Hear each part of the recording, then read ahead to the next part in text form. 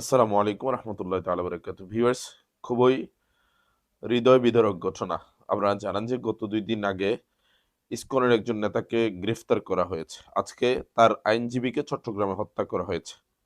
তো যারাই এই হত্যাকাণ্ডটা না ঘটিয়েছে, আমরা চাই তাদেরকে আইডেন্টিফাই করে বিচারের আওতায় আনা হোক। পাশাপাশি আমি আমার পার্সোনাল একটা মতামত আপনাদের সাথে শেয়ার করতেছি। সেটা হচ্ছে, আমার যত দূর সম্ভব, আমার যতটুকু ধারণা, আমার মনে হচ্ছে যে এই হত্যাকাণ্ডের সাথে ইসকনের কোনো একটা সম্পৃক্ততা থাকতে পারে। কারণ আমরা দেখেছি যে ইসকন একটা উগ্রবাদী সংগঠন, একটা জঙ্গি সংগঠন।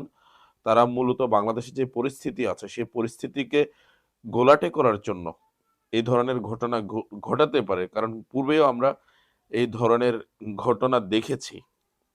তো আর ইসকনকে মূলত এই ইন্ধনটা দিচ্ছে ভারত এবং আওয়ামী লীগ।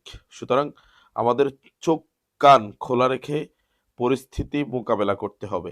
কোনোভাবেই উচ্ছৃঙ্খল হওয়া যাবে না, উগ্র হওয়া যাবে না। আমাদেরকে প্রচুর ধৈর্যের পরিচয় দিতে হবে এই মুহূর্তে।